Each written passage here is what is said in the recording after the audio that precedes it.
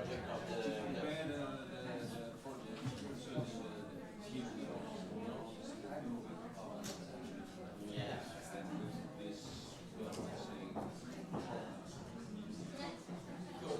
yeah, of course, Kiefer, and by the way, yes, this particular piece of the sunflowers is probably relatively in the past, although I don't know. Well,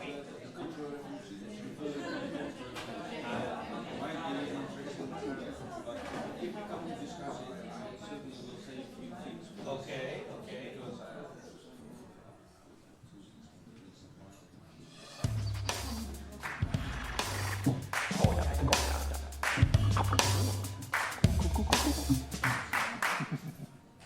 Hello, good evening, welcome. My name is Jante Mosselman. I'm program editor here at De Balie.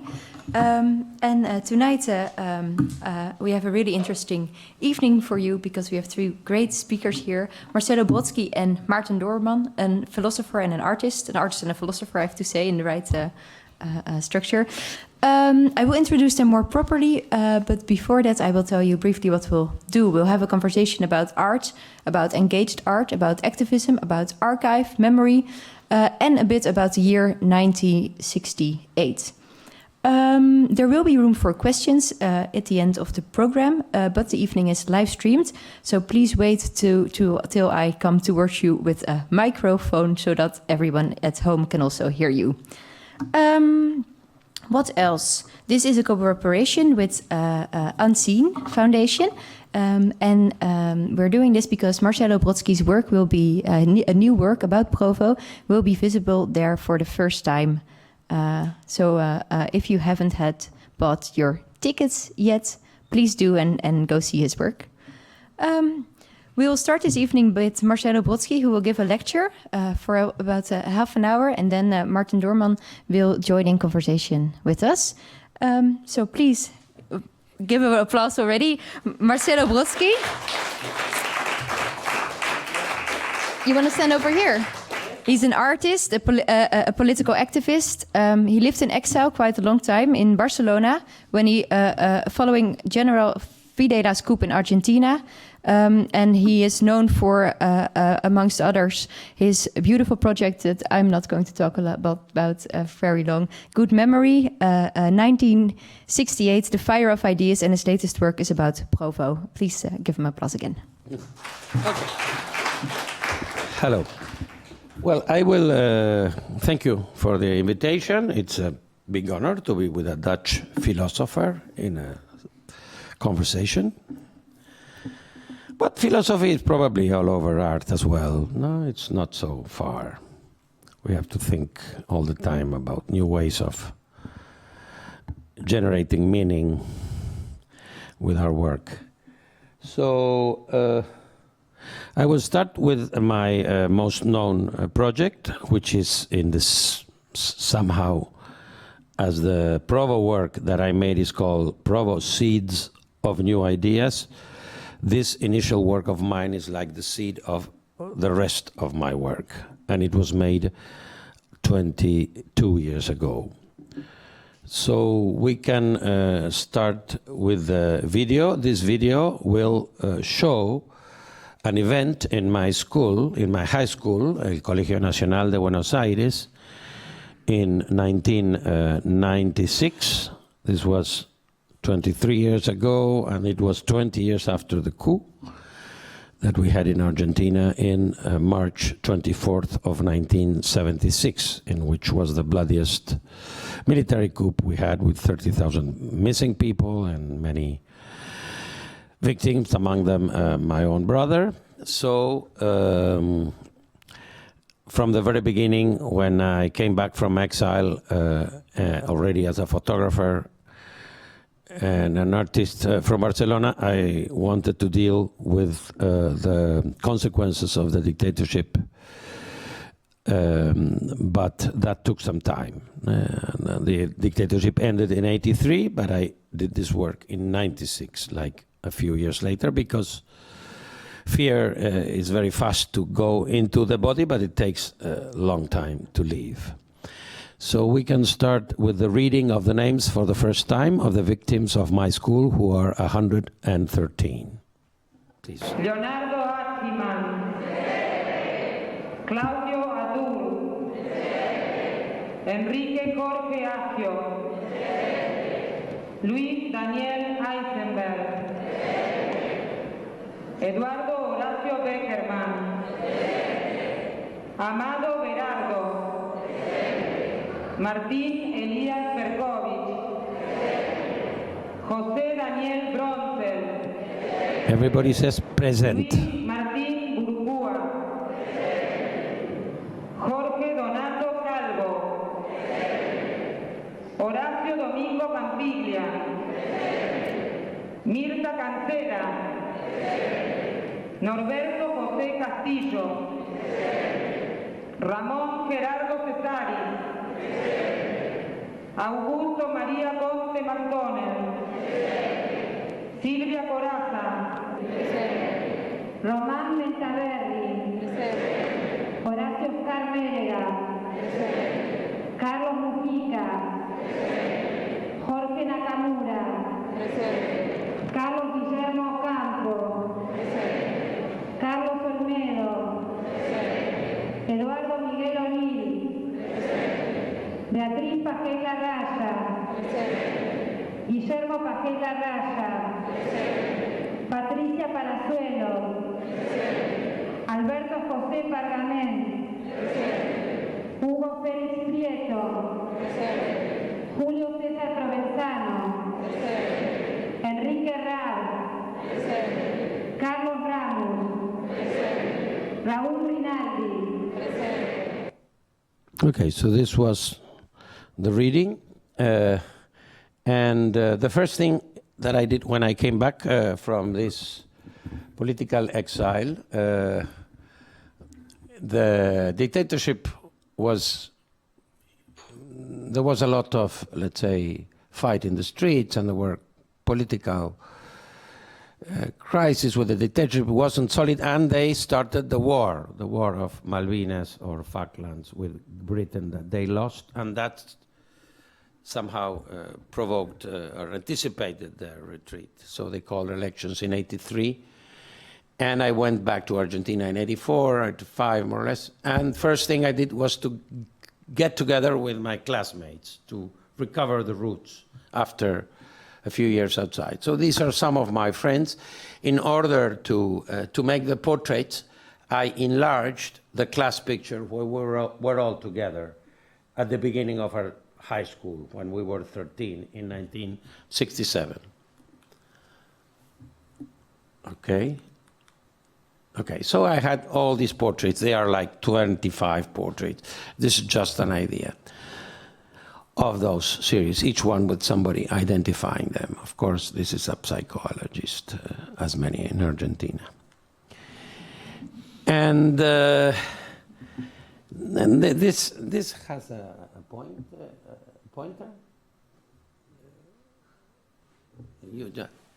So this is the same photograph that I was using to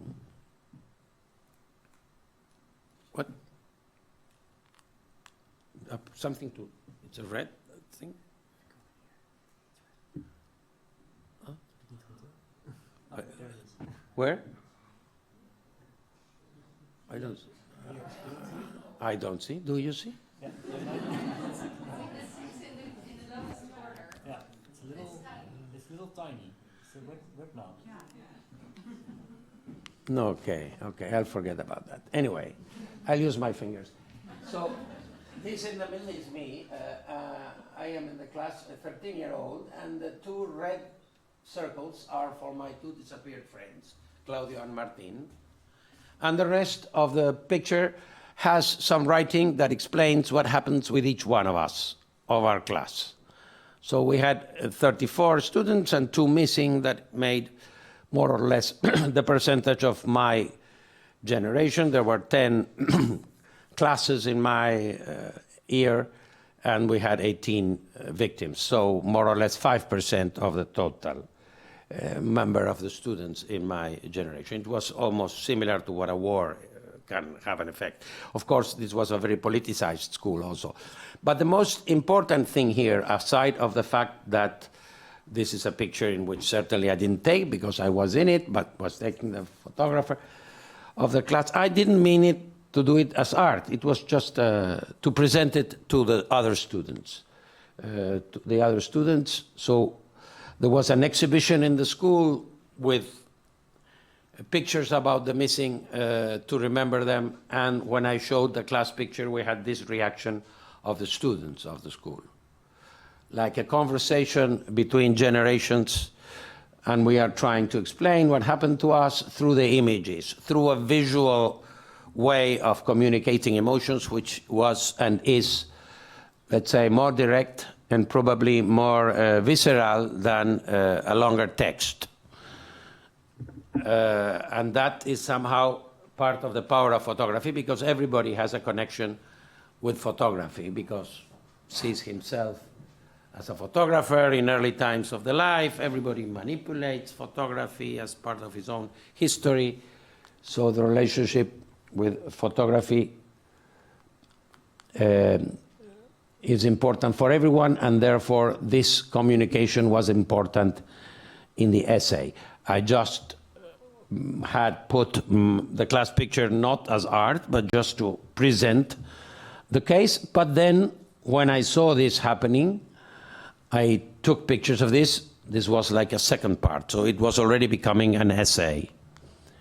And then when I got an invitation to show this in a photo gallery in Buenos Aires, I also went to my personal album of photographs, and I had this portrait of my brother, my missing brother Fernando. I took it when I was 14.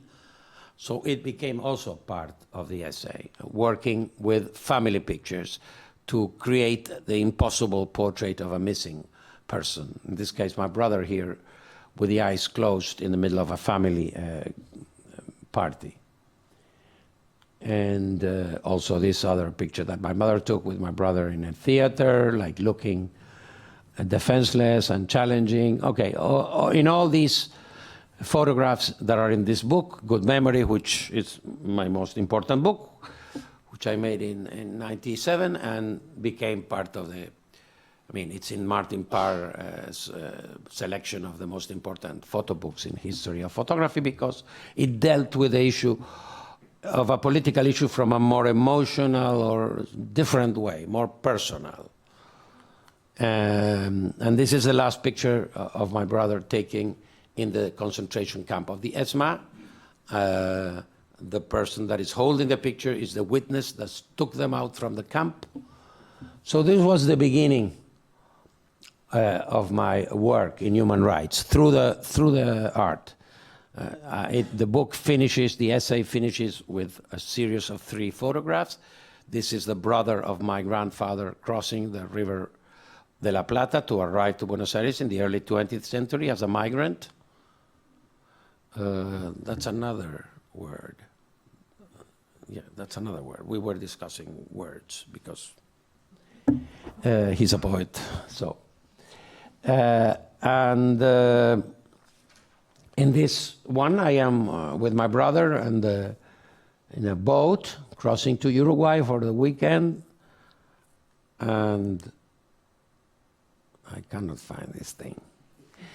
It says there in this little text, it is forbidden to remain in this place. So, okay, we are crossing the river. My grandfather's brother is crossing the river, and the work finishes with a picture of the river, and it says, into the river they threw them. It became their non-existing tomb.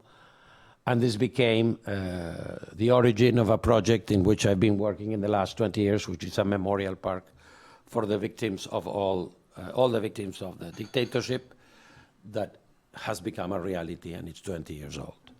In fact, tomorrow we receive the ambassador of Holland there. And we received the prime minister, and many people, because they throw flowers into the river to remember the victims of the dictatorship. Okay, so this was the first work, Good Memory, 1997. I didn't do for many years, I didn't do any writing on pictures, just to avoid repeating that strategy. I did visual correspondences, other essays.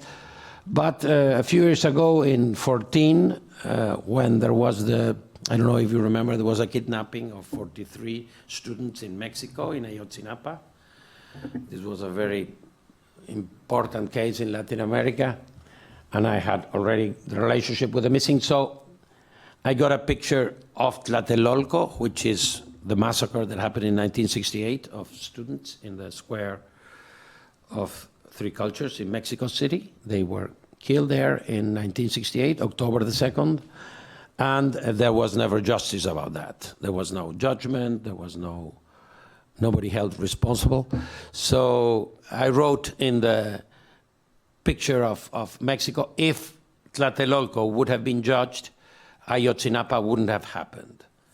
So it was a statement, and that brought me to 68, and then I stayed in 68 and started working with a wider vision of what happened in that year around the world. So that was Sao Paulo, women in front, university, movement, philosophy students. This is our main uprising against the previous dictatorship that was from 66 to 73. So there were a series of dictatorships. That's over now. We don't have dictatorships. We only have right-wing bad guys, but they lost now. So the election, okay. But it's a different, it's still a constitution respected. So this was in a previous dictatorship, and this is the biggest uprising we had in 1969, May 29th, El Cordobazo. That's in Argentina. This is Mexico, already part of the Tlatelolco process that led to the massacre, the students in the street. This is the rector of the university in the center supporting the student demands. And I get all the images from files that I rent, or I get, this is from a university. This is a Rodrigo Moya picture. Rodrigo Moya is one of the photographers that was covering that. So this one, he gave it to me. The other one he licensed. But all the time I get high-res images and rent the rights. They are not downloaded from the internet. They are not low-res. And the author of the picture is always recognized in the artwork. But I put all together, the narrative, the text, the idea, and then that's the artwork. This is London, Trafalgar Square. It's funny, I got a picture recently made in the very same place against Trump's visit. But this is about Vietnam, solidarity with Vietnam. They are marching to the American embassy. It was one of the biggest movements in London at the time. Munich. Young people, I mean, the pictures were taken 50 years ago. Probably these people wouldn't look like they do there, of course. But they can somehow relate to the younger generations today, in a way. I mean, I'm speaking of the ideas of 68, but bringing them back with these pictures to today, through artwork or through books, they bring a connection between the ideas then and what we are living now. Okay. This is Prague, Paris. All of them are, when you see them all together, it's a big picture of the moment. Beijing, the Red Book. That is the Cultural Revolution, in fact. This picture is during the Cultural Revolution, which had then, at that moment, was not an opposition to the government, but now they don't want to show any of this anymore. And this is where I put Tlatelolco, Ayotzinapa, the connection between them. That's another picture in Mexico, comes from the university, UNAM. Milano, Bangladesh, Rio de Janeiro. This is one of the most the successful pictures, because these women are very famous in Brazil. They are actresses from Rede Globo, marching in '68 against censorship on culture, and we have the same situation now. So this is absolutely current now in Brazil, although it's 50 years old. And the most important art critic of Brazil, Mario Pedrosa, is marching with them there, with a tie. This is Belgrade. My research led me to speak about places where there was not so much knowledge about things that happened there. But this gives the idea that the '68 movement was more extended than Paris and Washington or London. It went all over. It was a state of the spirit of the times, the zeitgeist of the time, to go to the streets. This is also against the invasion of Czechoslovakia in Bratislava. This is the most famous picture of Slovakia. There's a whole book about it, but it's not so known outside of Slovakia. It's the bare-chested man that is in front of the tank. But this is somehow quoting, although it is 30 years before, it's quoting the Tiananmen picture. So I couldn't show this picture in China, although it has no relationship with China, but it does. Because this happened before, but it doesn't matter. That's how photography doesn't have a certain date. I mean, it goes over, in a way, over time or around time. It's not precise with time. Photography changes. This is in Dutch also. You don't need me to read what it says there. It's in Belgium. There was another event in Belgium at the time, the famous discussion about the university between Flemish and French-speaking in Leuven. But I didn't want to talk about that in the '68 work, so I chose this one, Recht and whatever from the Recht, that you read better than I do. Okay. And that was also happening. Geen repressieve opleiding, more or less. This is Bogota, also at the beginning of the conflict, the initial beginning of the 50 Years' War, '68. It started in '64. The students in the central square, Bolivar. Okay.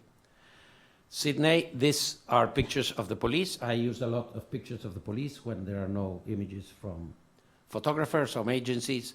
That's why these students have a number on them.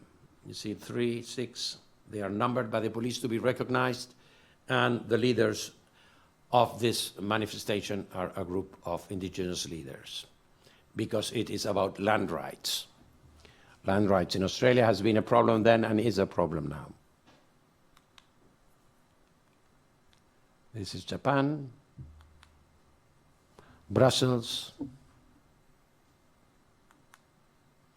Paris, again, police pictures that I got from Arles Festival last year, because it was the 15th anniversary of '68, and the police released the pictures they had in Paris.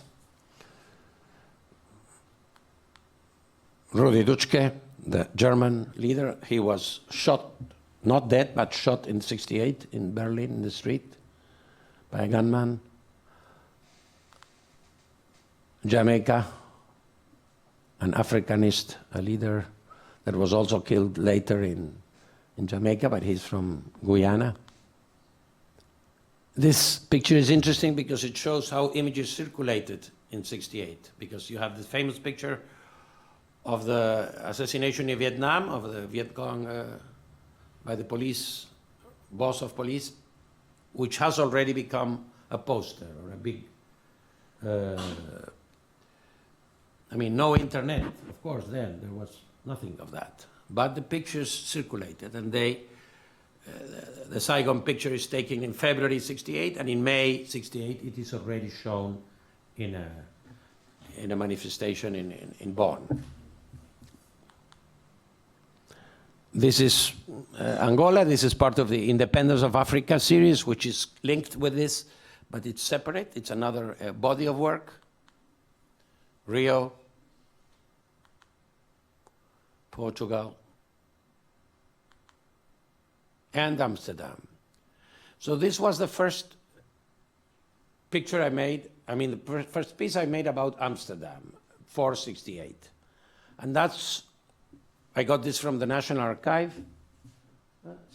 Sparmestad Collection and National Archive. And I learned there from the provost because I knew nothing. I mean, I know the history from the images. The images tell me the history. I don't know. I didn't know that the provost existed.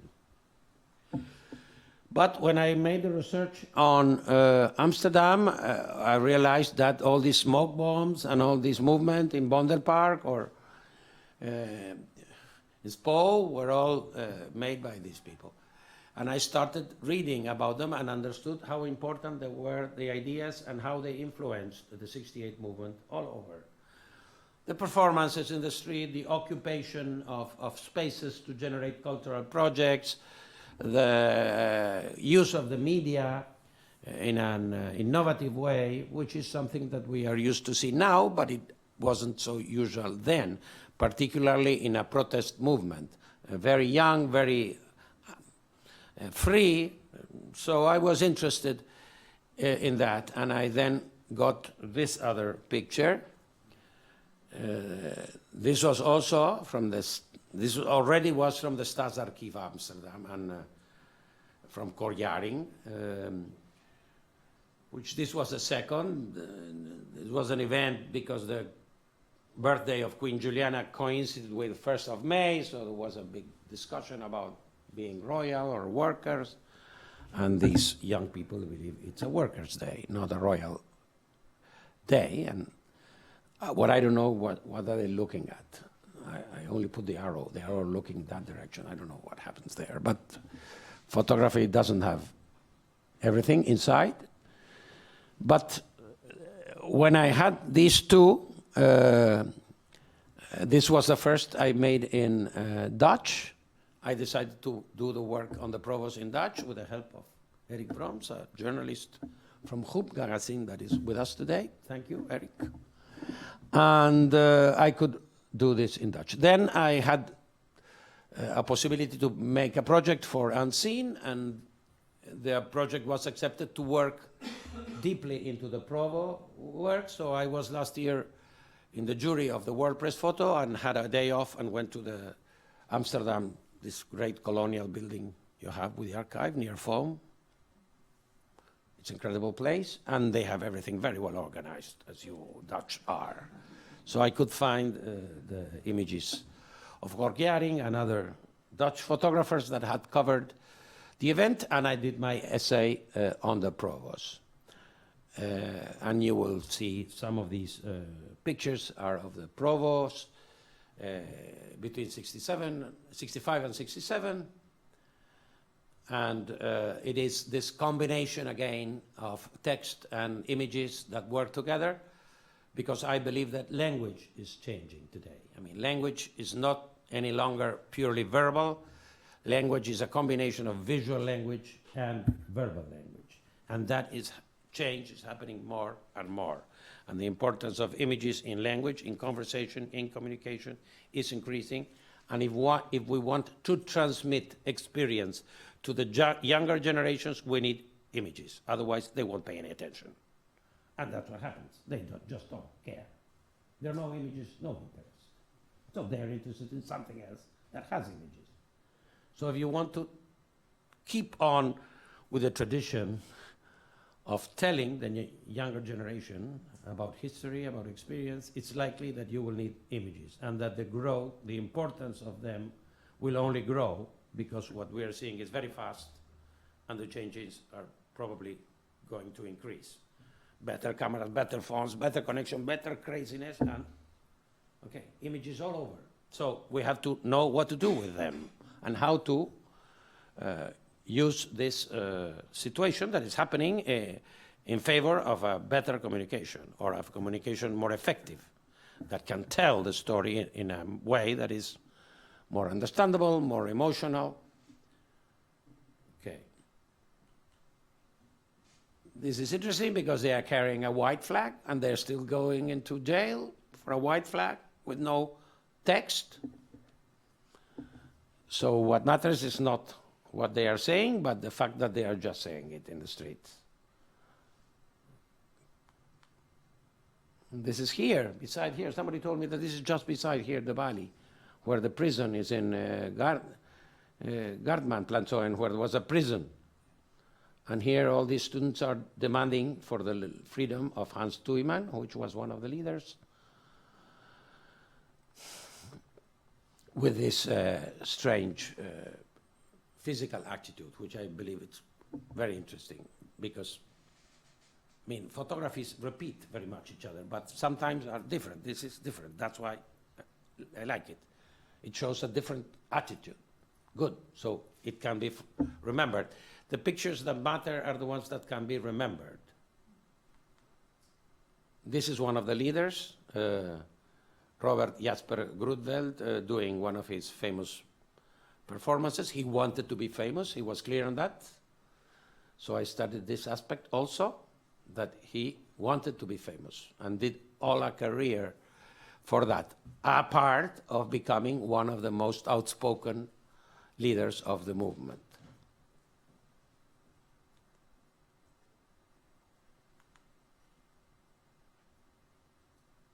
Fire was all over. They used a lot, fire and smoke, and kind of poetry in their speeches.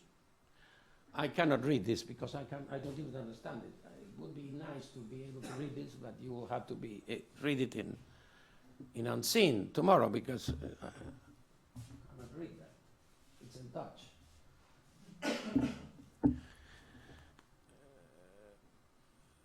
Here again, the Spo, the Liberdig, and then the fire, and the dance, the performance. All these things were new. They are now, the performance is more usual, it's an art form, but at that time it was not. Same thing as the occupation of places and many things that started there. And the color brings the picture back to life. It somehow activates the image and puts it in a different context, more artistic context. It leaves the archive, the journalist approach, which is just keeping track of it, and it becomes something else. I change the image with the color, change the punctum, focus on what I'm interested in, and then the picture changes and delivers part of another story, of the same story, but narrated in a different way. This is again the Spro.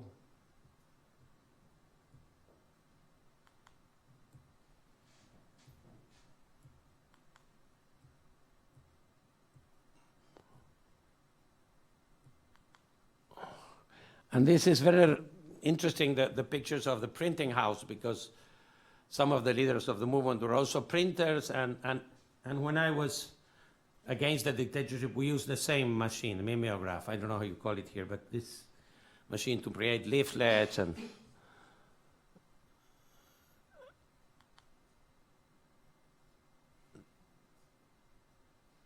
in the underground. This was kind of a hippie retreat that they made because they didn't want to participate in a trade union movement, and they showed they were not there by being in this house, a group of leaders, and it's a house of a musician outside Amsterdam. But it's a nice picture, also a strange hippie situation. Okay. So this is the presentation for now.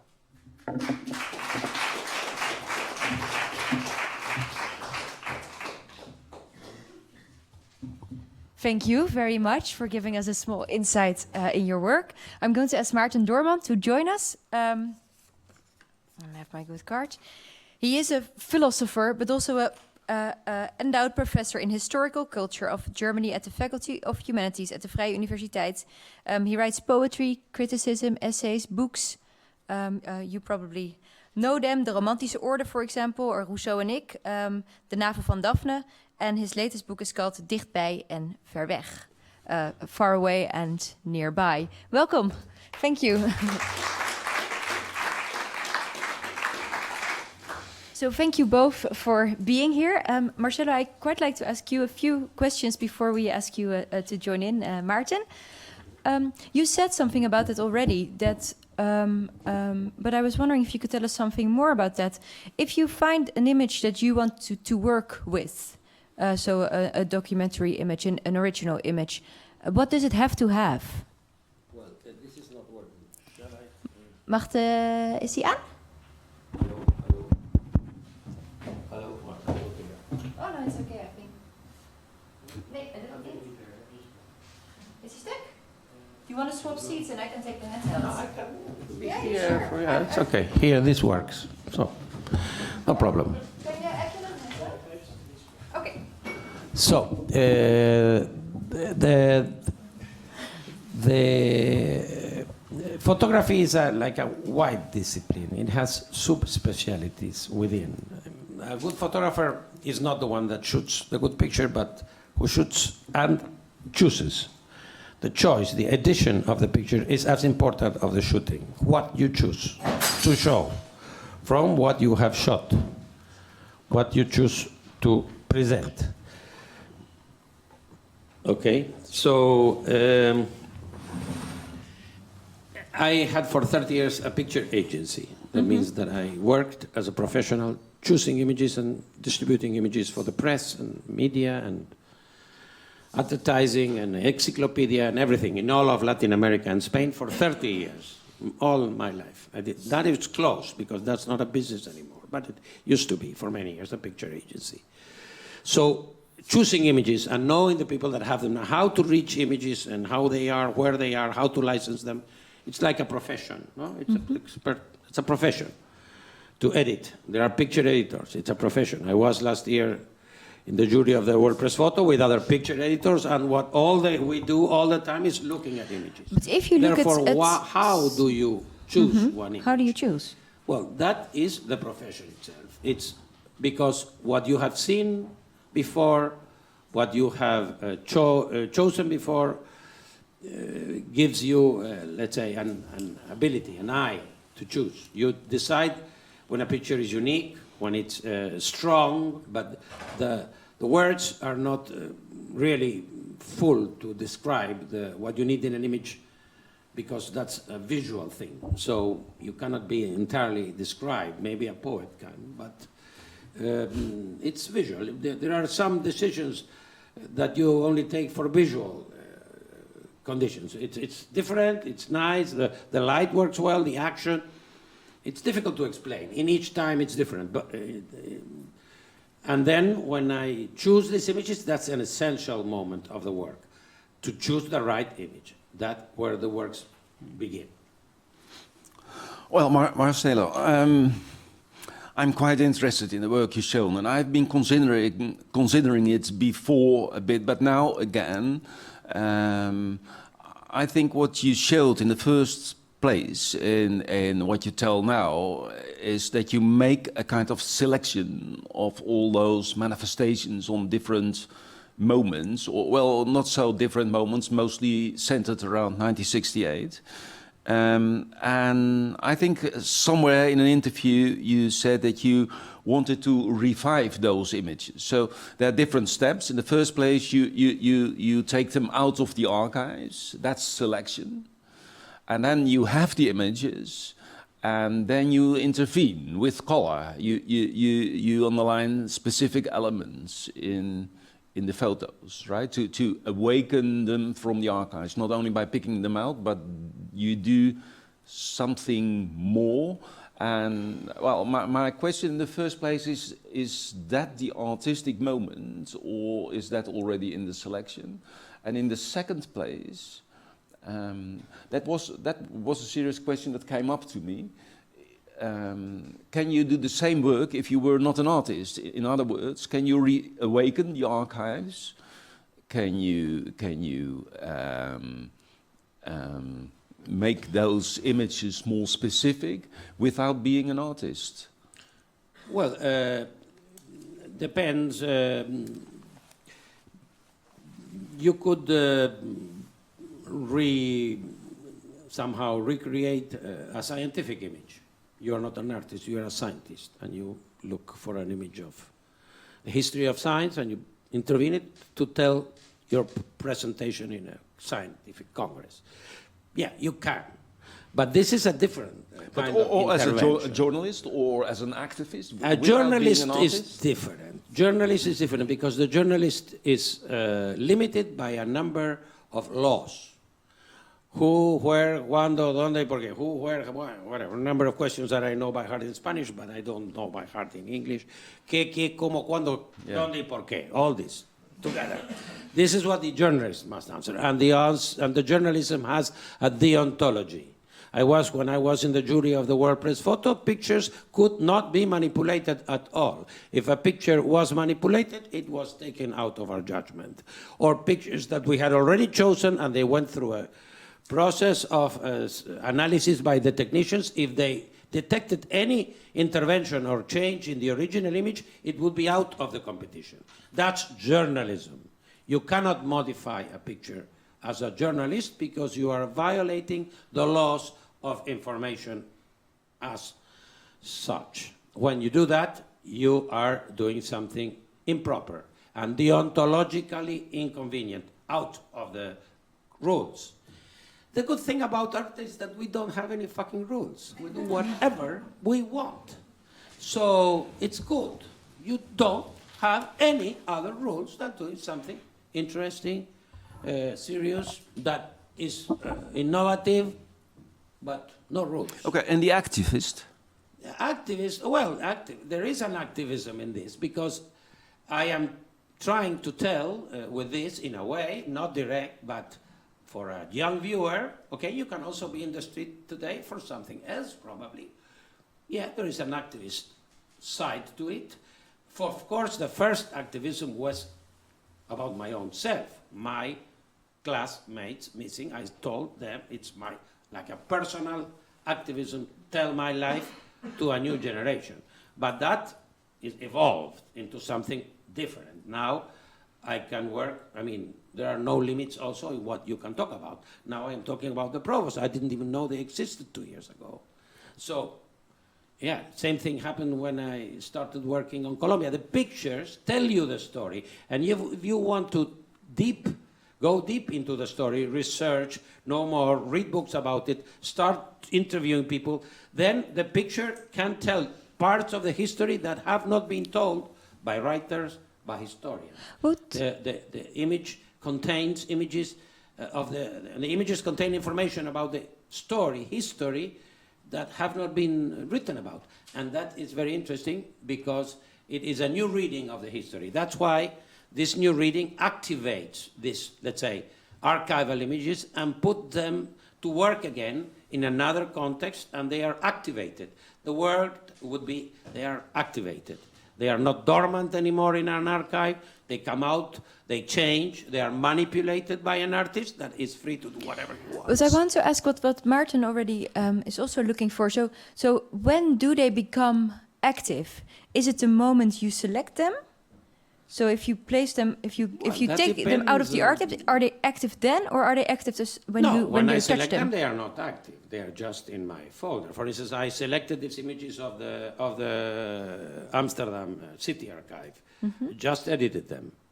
They were there waiting for a situation. Then there was a possibility of having a show here.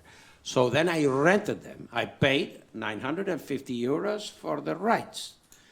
They were given to me in high res. That's a second level. They were already closer to be activated, but they were not yet. Then I print them on cotton paper, put them on my table, read about it, and start writing text and intervening the color. Then they are in the process of being activated. And this finally happens when they are shown or published. Yeah, so I would say I'm interested in the question: what is the moment that an image becomes art? Because that's your specific situation, is that you are showing them as an artist. So yes. The first step is taking them out of the archives, but that's what a a journalist can do. That's what an activist can do. Yes. But now we've got rid of the journalist already, all right? Because you explained the difference. A journalist has to be objective in one way or another. Yes, and follow certain rules with what he does.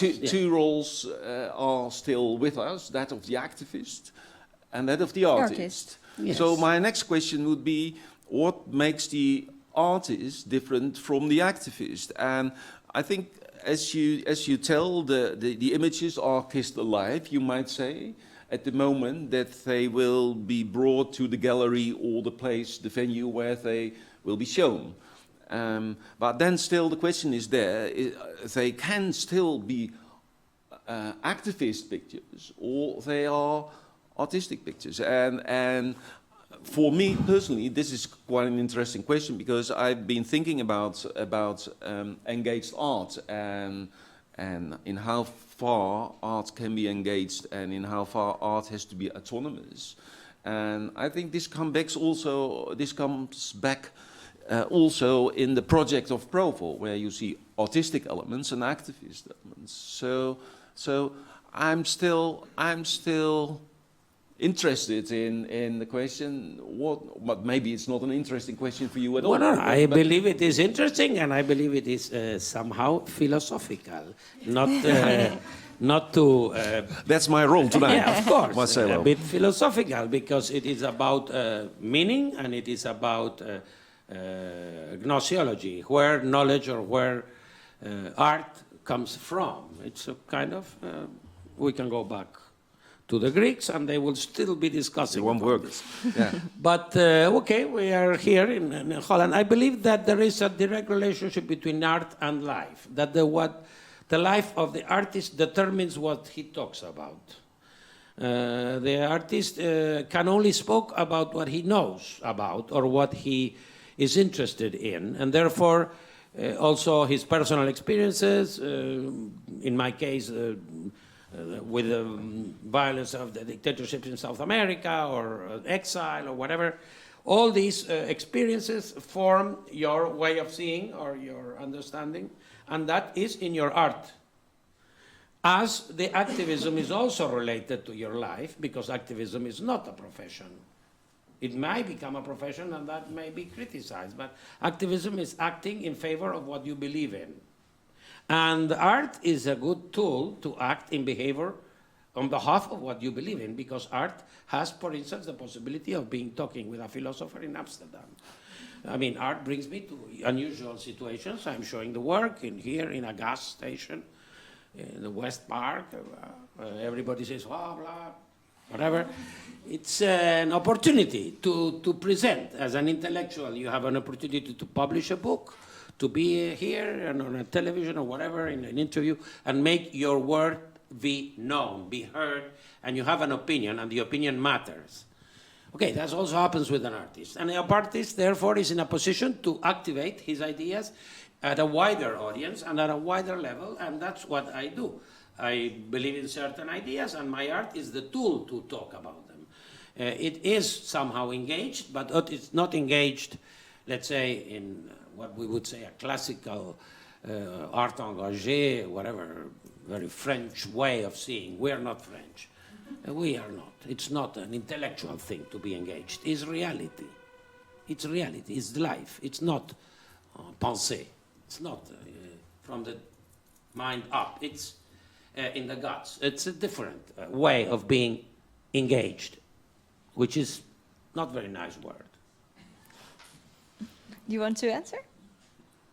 I'm just considering a bit, would you like it if someone buys a picture of your 1968 series, for example? Yes. The answer is yes, whatever. Yes. Okay. And second question, and that's a very nice bourgeois family who hangs it in the parlor, and no problem. There's never someone who will be activated by your work anymore. It's there just like a pure aesthetical thing, completely isolated from the world, and you are fine as long as you get your money, right? What did all these noblemen do with Rembrandt's paintings? Mm-hmm. Where do they put them? Who paid for Rembrandt to paint? it wasn't the worker. No, it was the same kind of people, but probably even richer, that were commanding Goya, Velázquez, and Rembrandt. I don't doubt your right to earn money with the with the pictures. Not at all. That's not my point, of course. No, of course. But Yeah. the fact that the art, the relationship, which is conflictive, the relationship between art and wealthy people. It's conflictive because you are doing all of a sudden a compromised or a left wing or whatever, engagé work, and it ends up in the house of a wealthy family that only sees it when they eat the nice food. Well, but that always has been the case with art. I mean, from the pharaohs to modern art, contemporary art, it's a problem that we have because we, as you know, you don't have a problem that I make some money. I don't have a problem either because I needed to be able to continue producing. Otherwise, And there's is no there, way. but is there something that, for instance, we just saw quite a lot of your work. Is there something that you want the people who look at your work to experience? Yes, an emotion. And what kind of, do you have, can you specify? No, that is very personal. Everyone has his own emotions. I cannot dictate anything special. But if any emotion happens, that's enough. That's enough. Because emotion is the way of learning, I believe, better about history or about experience. When you have a discourse or something you hear that is too intellectual, very well formatted, but doesn't generate any emotion, it doesn't generate any real effect in the viewer, I believe. Maarten, you write, you see a lot of art and you write a lot about art as well. What do you think art in general, should it call for an emotion? Well, I think that's a difficult question. There's always emotion and there's always thought, and I think it's very hard to understand the one without the other. So in that sense, yes, but then still the question is, what is art about? I don't think it's so much about emotion. In a sense it is, because I believe that since Romanticism, art always is a form of expression of the personal world of the artist. That's not the only thing, but it's unavoidable that that plays a certain role in the artwork and in our understanding of the artwork. But then, I think if we go back to the kind of art we are discussing now, let's say art that is politically irrelevant in one way or another, there are other questions emerging.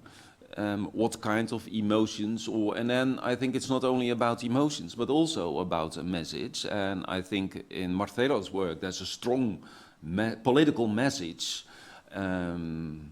Maybe not an unequivocal message, not just one message. I don't want to reduce it to one message, but I think it's quite strong political work. And then the question comes up again, or that's a question that I'm thinking about all the time. Where are the boundaries between the political field and the artistic field? And in preparation to this evening, we discussed this already a bit on the telephone, and then you said, well, what do you think of that boat in Venice? And I don't know if you know that boat at the biennial in I saw it. Venice. I saw it. I was And we there. have, yes, there's a picture of it as well. Yeah, that's the boat of Christoph Büchel, and maybe some of you have seen it or read about it in the newspaper. And that's a boat that sank in the Mediterranean in 2015 with 800 refugees on board and some hundreds have been drawn. I think 350, but they even do not know the precise number. And this boat has been transported to the venue of Venice. And it's quite a doubtful project, and there has been a lot of criticism for good reasons, I think.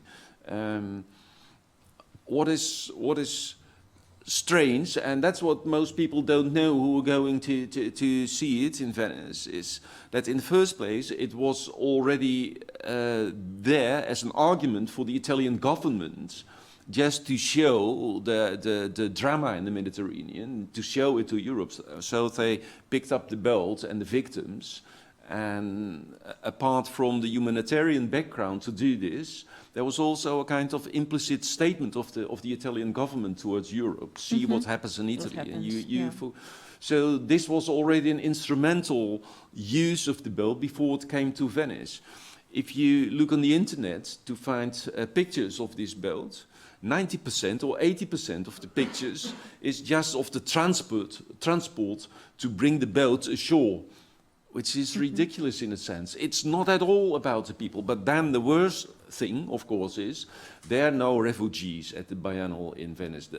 Maybe there are some immigrants cleaning the toilets, but that's all. So all those people who come there and are showing their feeling of solidarity, that's a kind of perversity, I think. Well, why do... Perversity. Perversity, yes, a moral perversity. And what is interesting here in this example is that here we see, that's not what your art is doing, but here we see a kind of danger in making political art that for me is completely rejectable. And the question is why? And I think because it is a very easy statement. It's just show a kind of drama and use it as an artist for your own artistic profit. So, of course, that's not your work, but I think that if you work with political art, you really have to think about the form like you do, working with archives, etc. You really have to think about the form of your work and the message, the presentation, and a lot of other things, and you're much more involved in all those dilemmas than I am. I'm just thinking about it, but, well, how do you think about all those kind of moral dilemmas? Well, I accept that there are different opinions in how you deal with art, and art has always been a very rich place for discussion and for differences. Art, poetry, or photography are not meant to have one reading or one statement that is linear. On the contrary, they open up. Images probably are open to interpretation. When I am talking with other artists with images, we send each other images, and the interpretation of these images is totally free, and each one understands in them what is related to his own experience. The fact that I didn't have a conversation about this artwork of the boat in Venice. I saw it. I think it brought an issue that was interesting to discuss, certainly in Italy.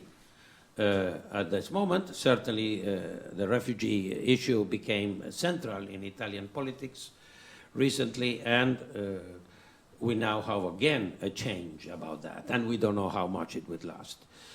I have a full body of work about refugees and migration. It contains 3 parts. In the first one, there is a series of pictures of my grandmother in Russia, because I am grandson of Jewish Russians. They all came to South America at the beginning of the 20th century. And I have all these pictures of her with her classmates of Russian language reading Pushkin, Chekhov, and Dostoevsky when they were in Russia. And these are the images that show what my grandmother is, and I am a grandson of immigrants. And all our country is made with immigrants, and all Latin America is made with immigrants. So for us, that's not a problem. We are all immigrants. So the second part of the essay speaks about I as a migrant. When I went in exile, I was a migrant. In Barcelona. In Barcelona. It was I who was arriving. Not as a refugee, as an exile, a political exile, as a migrant, as somebody who was looking for a possible future in a context that was not affected by death and violence. And then in the third part, I work on images of the people on the boats in the Mediterranean now. And I intervene them, and I speak about their right to have a home and to have a place to go.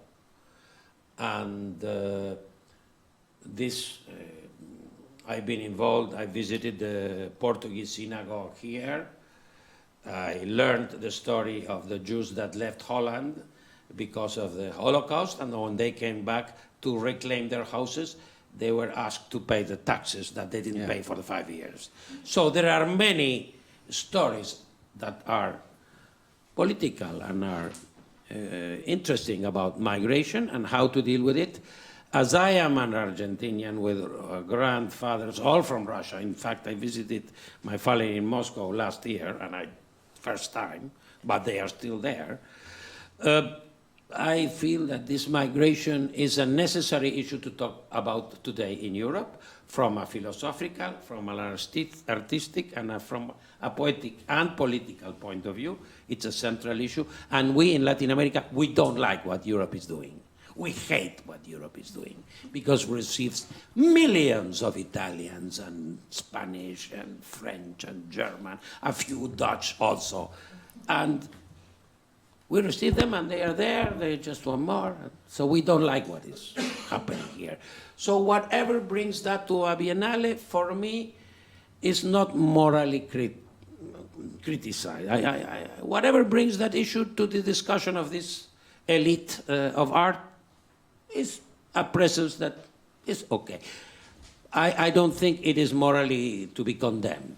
I disagree with that. I think it's an attempt of the artist to bring the drowned people to the Biennale.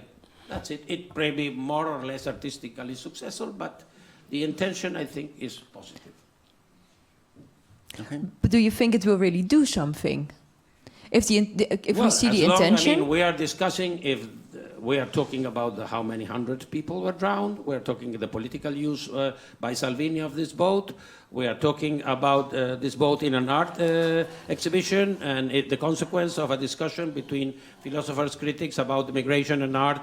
Well, art is to generate a discussion. Art is to generate some questions. Well, but then, of course, we might ask, is this boat provoking a discussion? You could say, yes, now, here in the Bali. For instance. So then it works. But I think most visitors in Venice, as far as they see this boat, they are not disturbed. They are not really feeling very uneasy. On the contrary, they feel a bit comfortable because they think, well, we are this kind of modern, enlightened art visitors who are engaged with the suffering of the refugees, and then go and take their next espresso or cappuccino and have their good lunch in Venice. And there's nothing against it. I don't want to be a moralist in that way, but if artworks are doing this, then I think there's something wrong in the artwork, in the form of the artwork. Well, there may be something wrong, yes.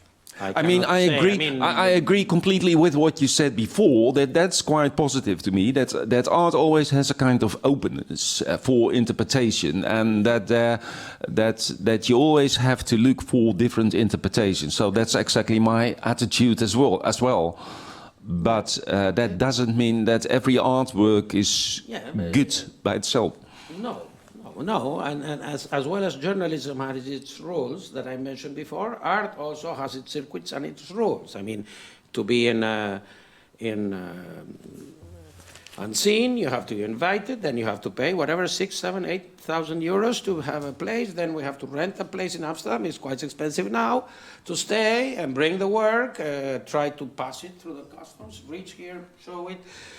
Make a lot of investment, and we don't know what will happen. We at least are having some conversations. We may sell or not the work, but it doesn't really matter.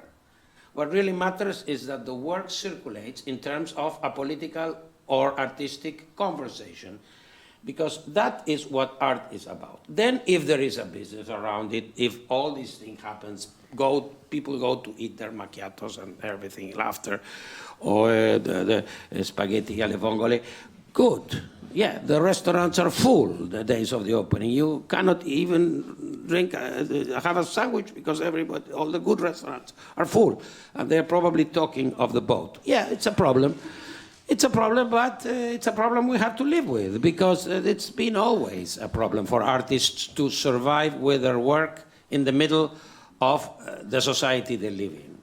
I participated, we made an opera in December last year in our main opera theater called Teatro Colón about 1968. And we discussed 1968, there was a choir, there was a musician, a drama director, a whole crew in the biggest opera theater. It was very interesting. Okay, and one of the says of the opera, one of the characters of opera said, it's easier now to imagine the end of the world than to imagine the end of capitalism. You can think that the world may go to hell, but capitalism, no. Will still survive. Will still. So, it's a complicated moment to be an artist. Yeah, well, but you have to do something in life. You have to do something. And I think that photography and art are a powerful way of doing something useful. Particularly with a younger audience that is probably not so aware of, let's say, the discussions that happen in Venice or in art in general. But they just have a contact with an artwork, through, probably not going to Unseen, but in the WhatsApps or in the network. Instagram. Or they see it in a different kind of... And if the image is strong enough, it will do something. Probably more than a good text, respecting responsibly, I mean, the writers, of course.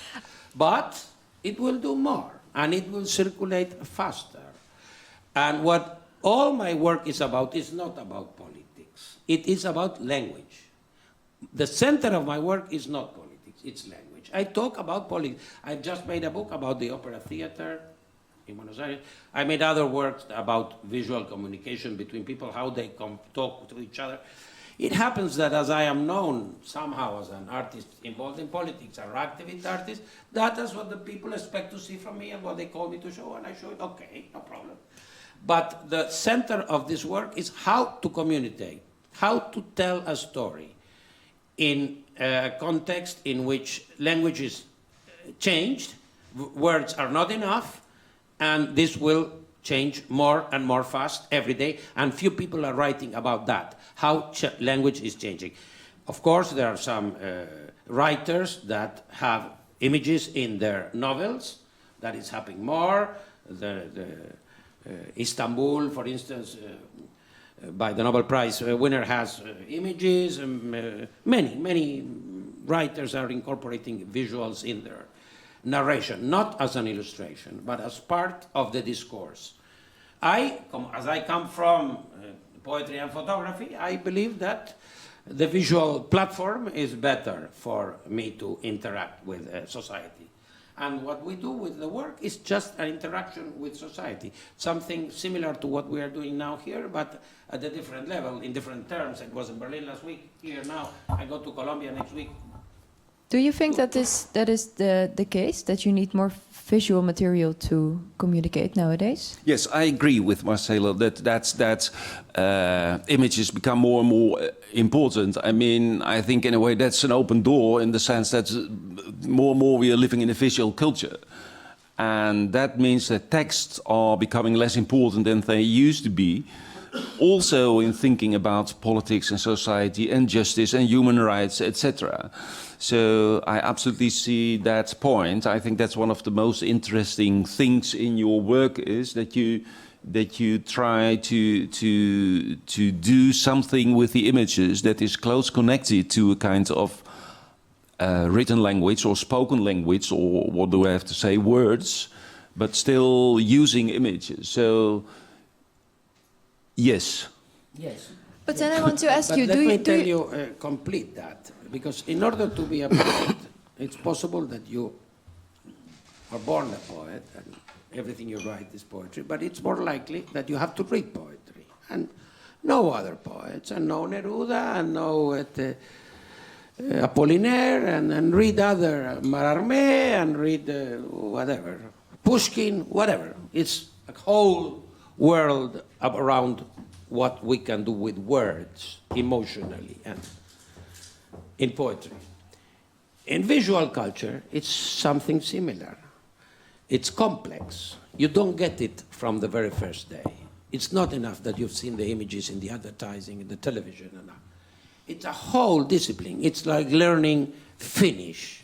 It's complex. I see here a few people in the audience that I know that have been looking at images all their lives, like Corinne here sitting. She's been looking at images since she was 16. I won't ask her for her age now, but many years. Same thing, Eric, all his books is about photography, about visual, what he writes, what he saw. We have to see the images that were created in the 150 years of photography and in the history of art, and how they interact with each other, and what each image brings. And when you are making an image, you are in conversation with all of that history. It's not that simple as it looks.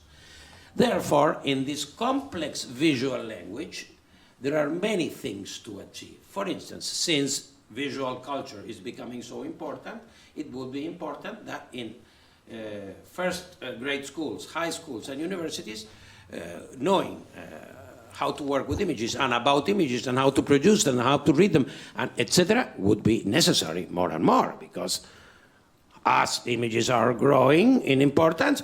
We were in a workshop for 4 years in Princeton University called The Itinerant Language of Photography, with all photographers and writers and poets, and who organized the discussion about the language of photography. It wasn't a department of art, it wasn't a department of photography, it was the department of language. They wanted to see how their field of study is changing as a consequence of the eruption of photography in language. And they are linguists. They study language. Okay, what happens here? Photographs are all over. Let's talk about it, because that's our field.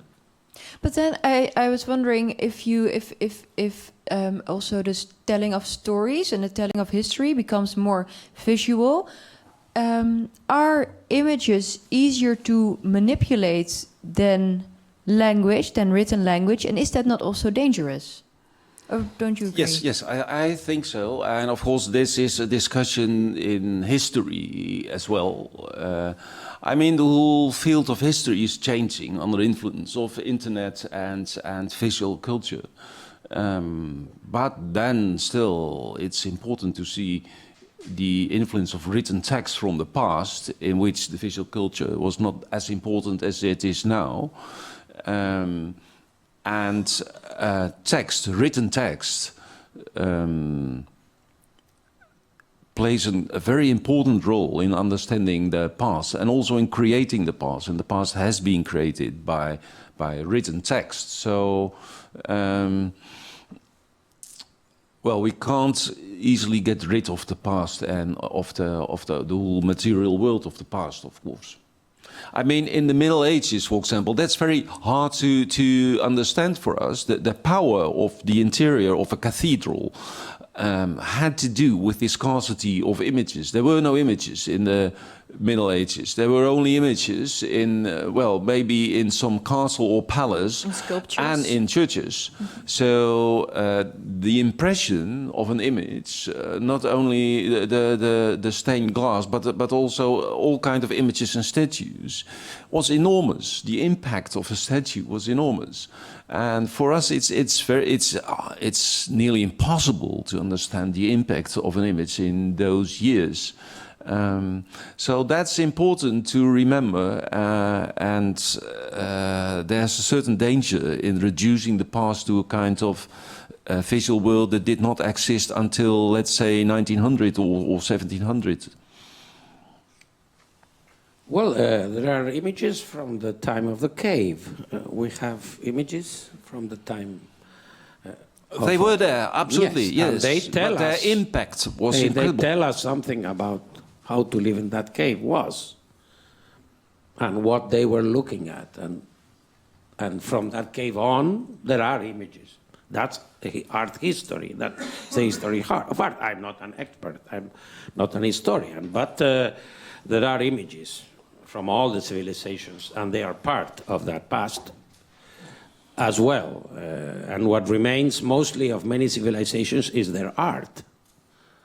And you cannot even read their writings until they found La Piedra that it's in the British Museum. You couldn't even read that.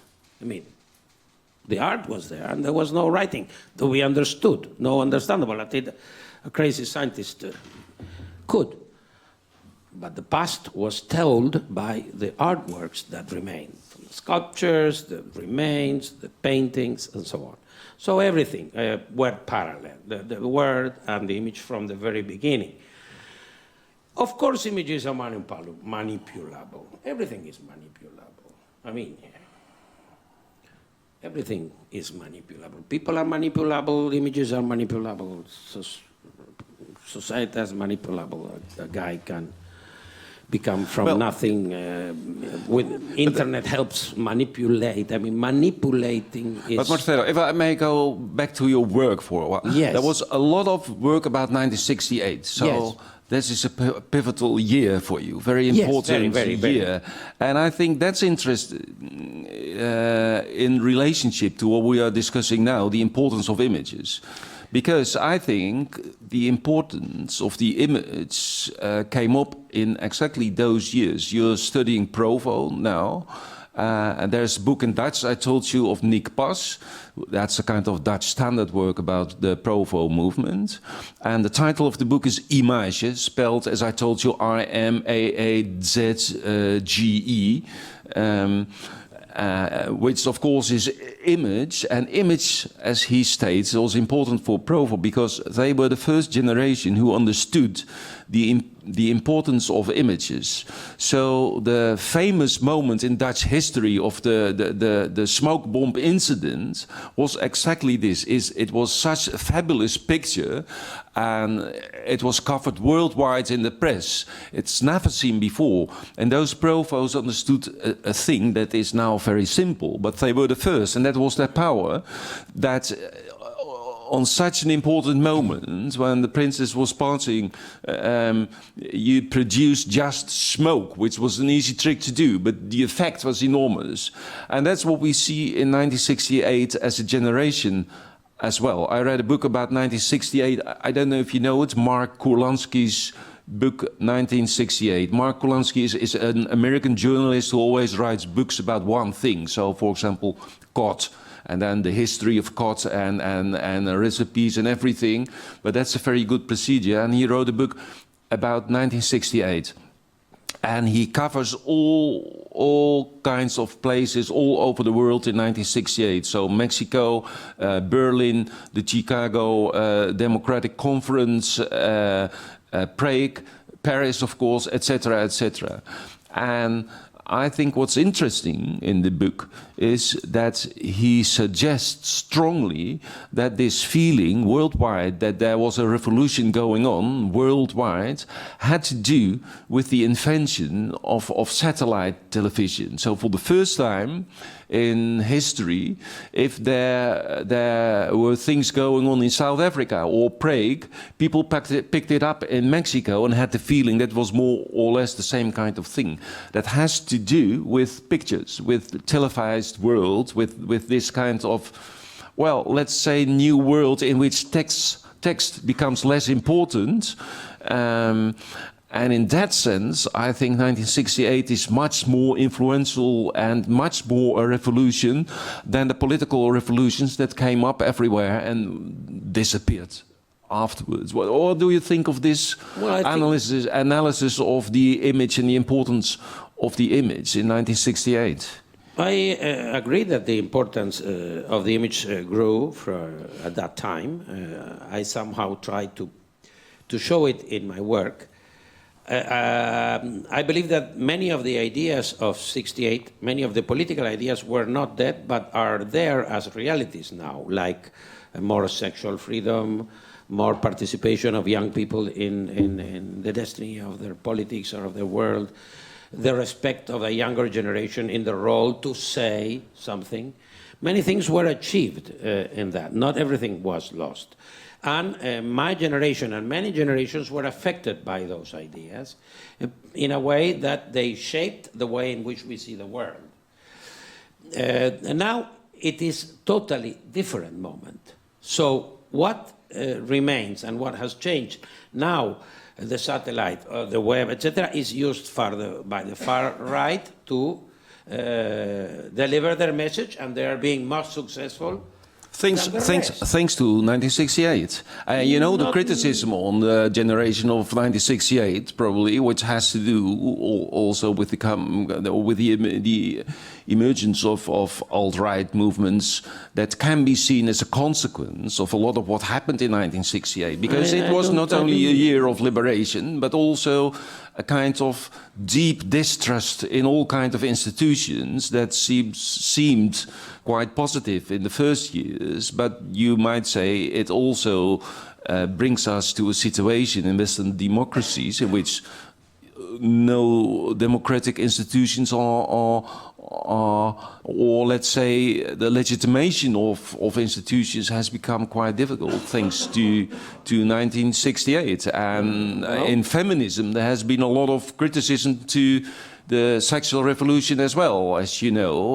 Well, I mean, there's something more to say about 1968 than that it was just a moment of liberation in recent history. There's plenty to say, and each one has their own vision. I wouldn't say that there is a direct relationship between today's lack of support in society to democracy, or a less of belief or a disbelief. I don't think that is related specifically with what happened in 68, but we don't need to agree upon that, because precisely because we are living somehow in free societies, even in Argentina or all over, we can say and agree or disagree. I think that the basic effects of 68 on thought and on history were positive.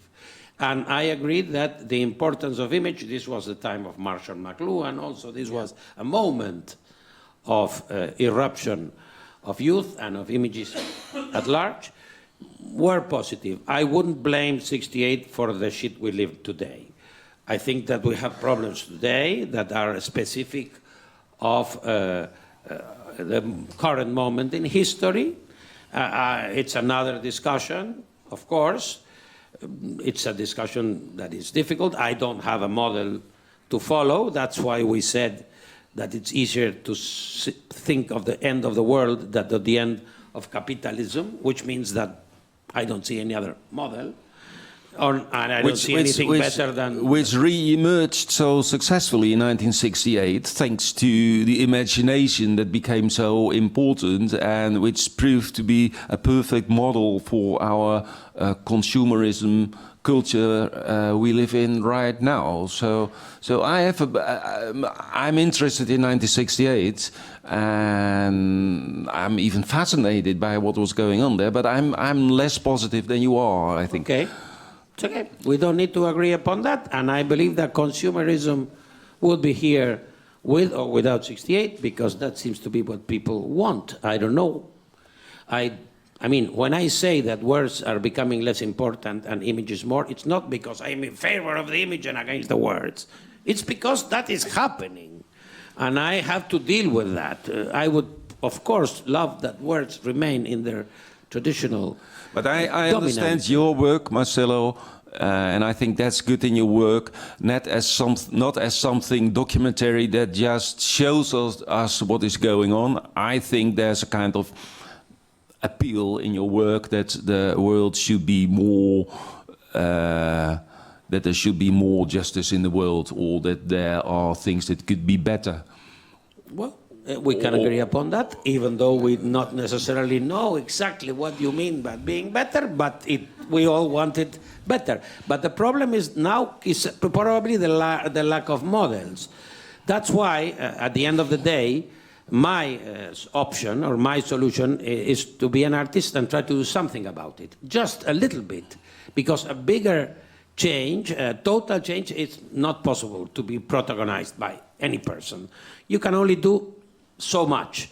You can do so much as a thinker, as a poet. I can do so much as an artist, and probably it's not enough. But it generates a possibility of somebody else to think about it, to think about that period of time, or to think I mean, many people I talk with that are young Dutch people don't even know about the Provos.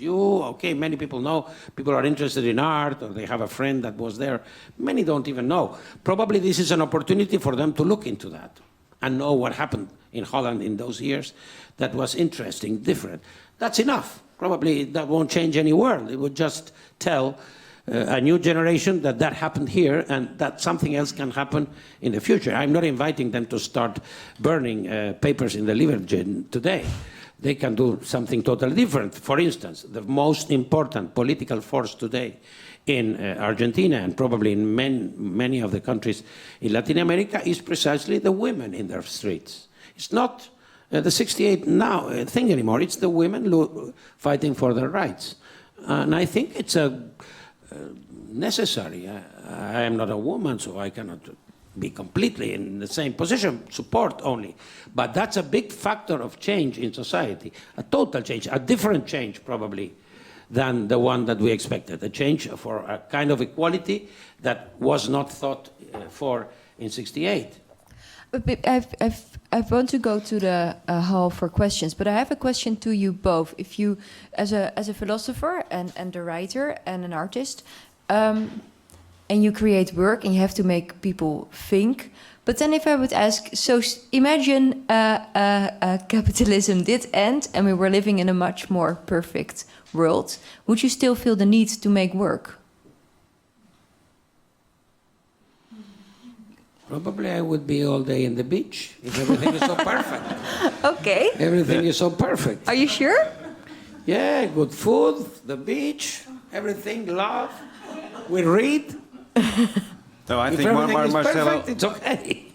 Marcelo had a good point in that the world will end before capitalism will end. So that's a kind of difficult question to answer, I think.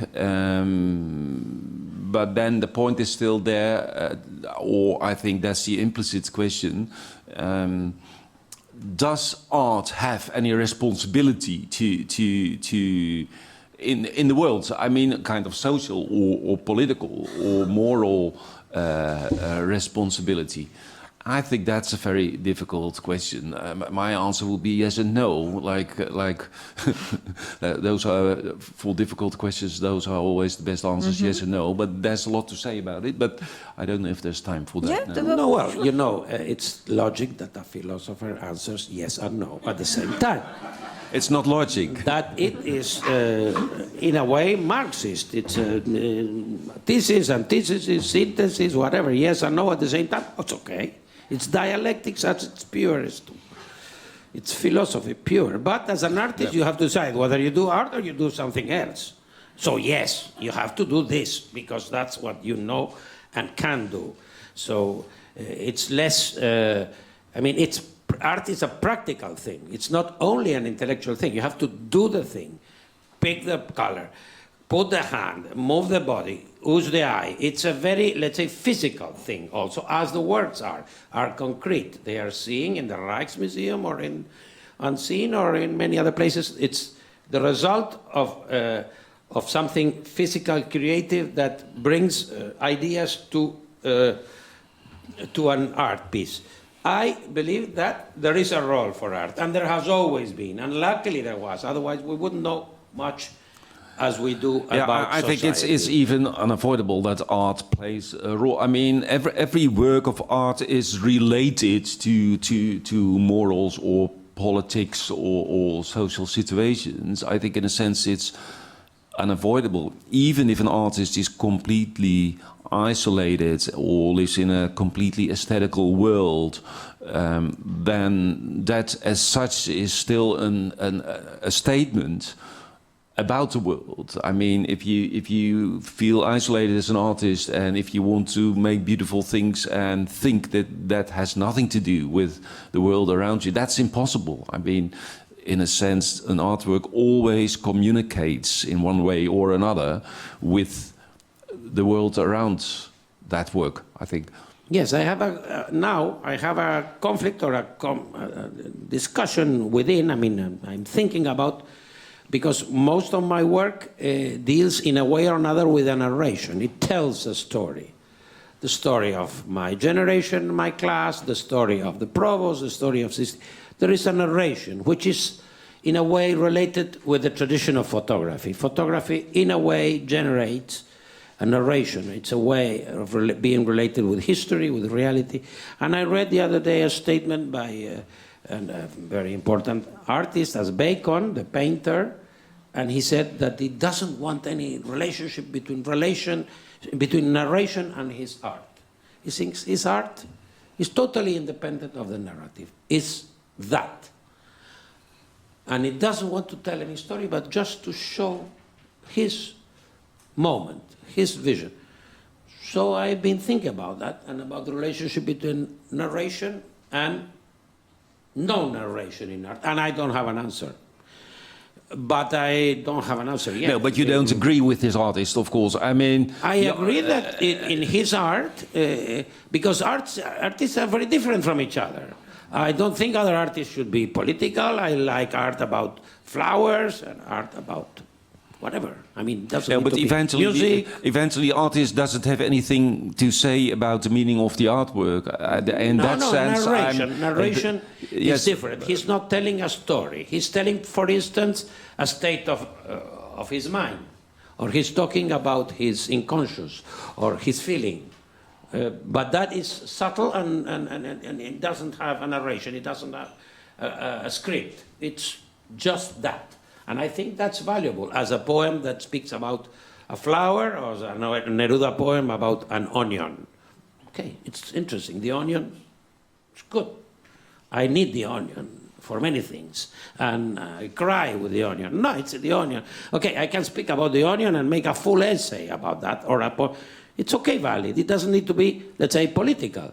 And I don't expect every artist to speak about that. It's just my case because my life took me there. But I'm ready to talk about something else. It's just that for my main goal, that is to talk about language, coming back again to the central part of my discourse, now it is going through politics, and tomorrow it may be something else. It's open. It's open. It's not. I mean, it's very easy to put an artist or a poet in a cage. This is a political artist, or this is a, let's say, a romantic poet. And then he has to obey, to do what this order or cage is expected from him. No, it's totally open. I go back to the degree of freedom that an artist has. It's total, to do and talk about whatever he wants.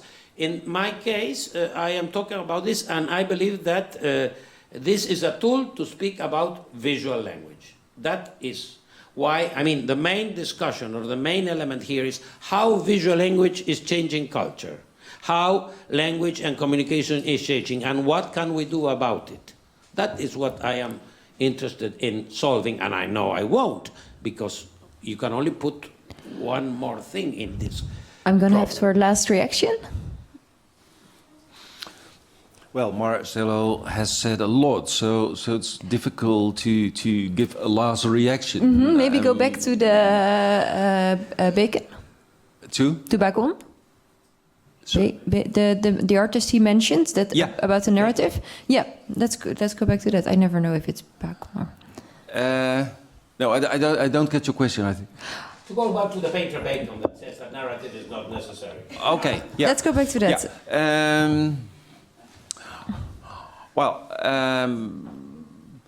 I think he makes a good point there, but my point here is that what the artist says, or at least only about what the artist says about his or her own work, eventually is not important at all. Because if the artwork is there, it's for us, you and me, but not you as an artist, but you as, or maybe as an artist, but not of your own work.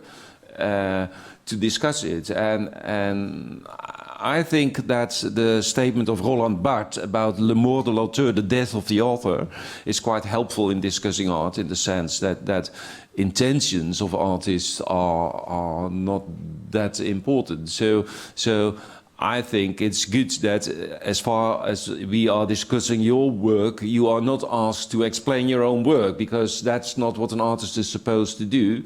That's there, and it's for us to understand. And for you, it might be interesting to hear what we are saying about your work, but you're not responsible for explaining your work. You can show it, and then you've done your job, right? Yes. Which doesn't mean that you are an excellent participant in discussing this kind of work because you're an expert. Well, I can discuss because, I have to go and ask if there's any questions. All these people have paid to come to listen to us. We have to do our conversation. But yeah, it's independent. The work has to speak by itself. Okay, let's... Yes, but there are many ways in which the art circulates. One is the work, one is a presentation, one is the internet, many ways in which the art circulates. And all of them are valid. And all of them make sense, I believe. Now we're really going to see if the conversation circulated as well. Is there a question? Yeah. Oh, Adelheid houdt de microfoon vast. Sorry, dat is fijn. The question is actually about the political role in art. Because you mentioned that it's actually quite easy to give a political message, but not always very good in the both, what you showed. But don't you think that the political problems are always quite complex and quite difficult, and therefore art can make it very easy to understand some very complex problems in our society? And don't you think that it's actually quite important that artists show these political messages, because then we can understand? Yeah, that's a very good question, I think, and an interesting question concerning this. So I'm very glad you asked this question. You're right that political dilemmas quite often are very complex. So it's the other way around. It's not so that politics are simple and art is complex, but it's the other way around. Well, that's your suggestion. And what's interesting in it is that I really believe that many political dilemmas are complex. And then the question is, what can art add to those kind of discussions? And I once participated in quite an interesting discussion with Femke Halsema, then not in her role not in her contemporary role, but then she was just commenting on a theater play, and we had a discussion, and she said what's good in theater, but I think that's the same in the visual arts, is that it's a kind of playing field where we can see that things are ambivalent. So she said, for example, politicians will never, or there are right-wing and left-wing politicians, or Christian politicians and left-wing politicians who will never agree about abortion, for example, but even are not able to discuss it politically, because they are so much opposed to it, based on that complexity of moral dilemmas, that they cannot discuss it. But if they go to the theater and things are shown and staged, dilemmas are staged, they can talk about the theater and about the ambivalences in the piece of art. And I thought, yes, that's a very good example of how art can work as well. And that might be an answer to your question as well, that art can also show difficult dilemmas without giving a solution, but already make it possible to discuss it, thanks to art, will be a good contribution. Yeah.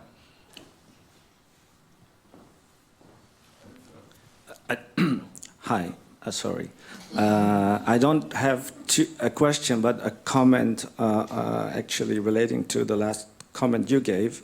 I think that the journalist was wiped off the table a little bit too soon, because that is actually maybe also the role of a journalist. In Dutch, we have a saying that he is the bug in the fur. That is a form of activism. You know, that's the kind of provoking role of a journalist that also the Provost kind of stimulated. Knowing, I mean, they had an early knowledge of how mass media can then can enlarge that message. But I think that maybe nowadays we have a vacuum in journalism, which artists intuitively feel that they have a role to play there. And the second thing that I would like to add is that we should not think that in the '68 movement, including the movements, including Provo, there was a mutual agreement. It was very much a case inside the Provo movement that they disagreed with each other. That was kind of an essence of their movement. So it's not like a closed community of people who agreed on beforehand. And they proposed that this should be the kind of debate that should live in a larger context that the society. So they proposed something, not just to provoke. And I think that's also what an artist can do here. Yeah. Let me say something answering Eric. There was a question about how a journalist can use a photograph, which I answered saying that a journalist cannot manipulate a photograph because that is condemned by the profession as something improper. That doesn't mean that I don't agree with the fact that journalists have a lot to say. Of course, they do, and it is very important. The problem is not the journalists. The problem is the patrons of the journalists that don't enable the degree of freedom that journalism has traditionally had. Today is because the media have become so conscious of their own interest as companies that they are limiting, in many cases, the freedom of the journalist. So I agree that the journalist as a free person is necessary, but at a certain point they are becoming to be executed or persecuted or processed. I mean, it's not the degree of freedom that we would expect from journalists, the one we have today, because the media have their own interests, and the interest of the media play a central role more and more and more in, I mean, newspapers like El País that used to be very independent is not independent anymore. And probably that happens all over, and certainly what I know. So the problem of the journalist is where to exercise his freedom to narrate his story. Yeah, and I think we got rid of the journalist that soon, not because the journalist is unimportant. On the contrary, it was just part of an argument that I was trying to find out, to sort out what makes art art, and then the difference between a journalist. No, even that, well, maybe the difference between a journalist and an artist was easier to find than, in this case, the difference between an artist and an activist. I'm not sure anymore, but that was how it went. And But it was already assumed that the journalist, there's no activism in the journalist. So yeah, and of course there is, yes. And also in selecting what the journalist is writing about, there's... No, I'm not just saying the writing journalist, I'm also talking about the Yeah. Yes. That goes the same, yeah. To go to these places is very much a form of activism. Yeah. It's You're absolutely right, yes. But one of the photographers on which work I do my work, that I license, a photographer that goes to war, whatever, in Syria, it's a form of activism, and he's in the front line, and he will be covering the suffering of the people, and that's valid. I was judging the WordPress photo, seeing thousands of pictures of killed people per minute. I mean, which is the best picture that shows how people are killed, and we are judging that. Okay, so yeah, it's important, but that doesn't mean that the photographer can put that image he has taken in the border, in the front line, in Photoshop and make a few changes because they picture the story better. No, he's not authorized to do that, neither for activism nor for any other reason, because he's a journalist and he has to fulfill the rules of his profession. That is also true, because that's This is a discussion I think we can have longer. I see you shaking your head. Let's have it at a bar, and then I have one more question. But maybe one more remark about the second Really short. thing you said, because I think that was extremely interesting, about the openness of Provo, and that they didn't want to be a kind of political party, but that they wanted to disagree. And that was a kind of anarchistic attitude. And I think there I see a resemblance to what artists do, this kind of openness, which makes Provo so interesting. I think also in your project, there's a strong resemblance between the artistic attitude and what Provo did to do in their provocations related to situationism and well, that's a long story, but I think it's good to make, or just to underline the thing you said, that is quite interesting also concerning the project that can be seen tomorrow at Unseen. Yes, I am very... Oh, sorry, I'm really gonna... Yes, I'm gonna ask this man to ask it. No, interrupt, it's okay, but... Still time for it? Yeah. Yes, you have the last question. Okay. No, this lady was also... Let's give Did you her have a one. question as well? I'm sorry, I didn't see you. Then we do 2 last questions, but then you have to make them really short. Depends on the answer, I guess. Who's first? You go. Okay. Well, my question stems from my question: what makes an artist an activist or a political activist? A lot of the works you showed tonight, they stem from the street, from real events, from life, so to say. You made a selection, and what I understand from your presentation, they end up in artistic context or cultural context, like Unseen, De Balie, Rencontre de Arles. I'm not sure if you have done it. That's why my question. That's why I posed my question. Have you worked with only the audience from an artistic field, or did you also brought it back to where it came from, the street or the real life? So outside of the art context. I mean, that would, and if so, what would be the effect? Would there be a kind of response that you feel, okay, as an activist, I'm on the right way? Or that for me is not a very difficult question to answer, because it's part of my practice. I told you when I gave the presentation that after the good memory work, the work of the class, and the river picture, we created a park. This park is a public place that was our initiative. Human rights organizations presented this project to politicians of the city of Buenos Aires that voted for it positively in the parliament of the city, which is now like a state. This was done 20 years ago. Since then, we have built a number of sculptures there and an art space, and we receive hundreds of students every day from all of Argentina. It's a big country, huge.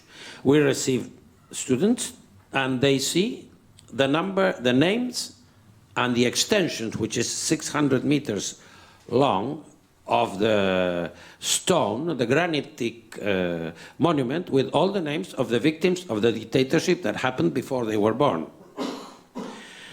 And it's a big impact in their lives to go with all their classmates to see what happened in their country when they were not born, and that all these people were killed, and there is a monument that remembers them, built by the state to its victims.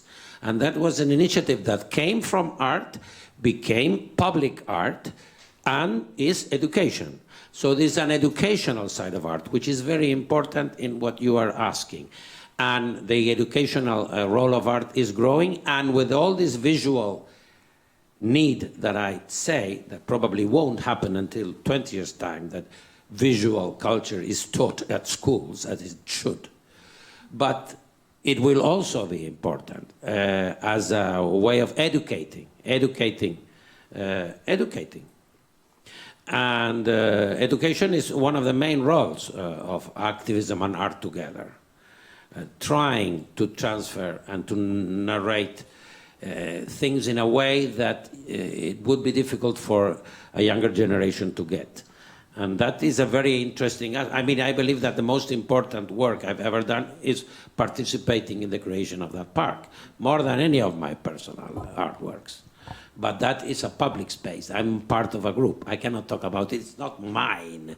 It's within a group. These kind of things happen collectively. The things that have probably more impact happen collectively. So you are not entitled to talk in their name, but just to be part of a larger group of people. Let's go to the last question. Thank you.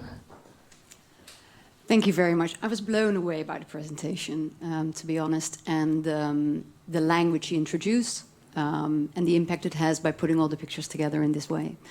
You mentioned that you hope that this kind of language can be a way for the younger generation to both be reached, but also to be used as a language to spread their message. And I had to think about not just 1968, but 1989, which also has a number of these collective events, and then to the events that are happening in Hong Kong right now. How would you, if you were the teacher of the young people in the streets of Hong Kong, teach them this language to have more impact? They are teaching us the language. They are teaching us with the umbrellas. They are teaching us with the anthem. I mean, art is not only painting, photography. Inventing an anthem and singing it in shopping malls may be an extraordinary way of art. Today, at least, it certainly has impact, and I wouldn't be able to explain anything better than that. I believe that they are in a difficult position, of course, because China is no small deal. But if somebody will learn how to deal with that, it's them. I cannot tell them anything because it's beyond my ability to be able to understand and to act on that. But they are finding ways, their own ways, and they are working, I believe.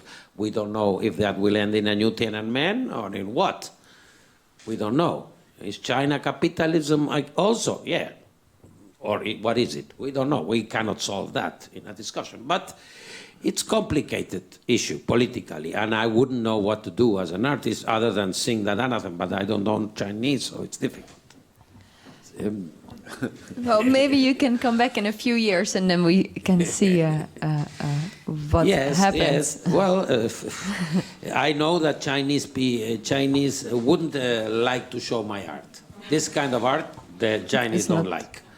They don't like any art that is related to politics. They don't like it with me, they don't like it with Wei Wei, and they don't like it with any artist that has, they prefer art as something different, totally away from a political discussion. Marcelo Brodsky, Maarten Doorman, thank you both very, very much for being here and talking with us. And thank you also very much for coming. Hopefully you will join us for a drink outside. And go to Unseen this weekend and hopefully see you soon again. Thank you.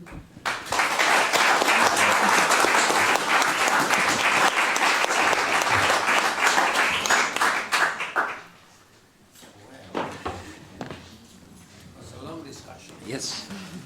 So you were...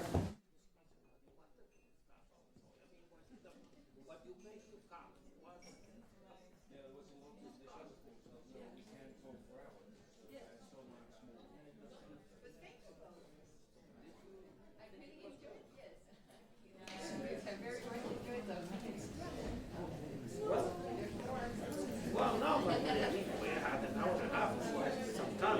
Yeah, it is, yes. It's a time to talk about that. So, you are also a bit provocative with your ideas. I like that. Of course, we share. I can work for Provo.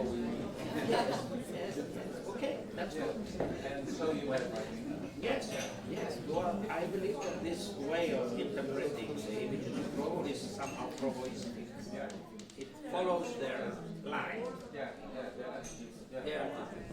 Being, I mean, somehow not phrasing, but being able to think it to Provo. But I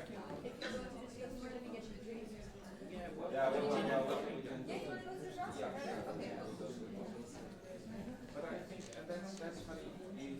You found this Provo that they all have a kind of exceptional place in the international world.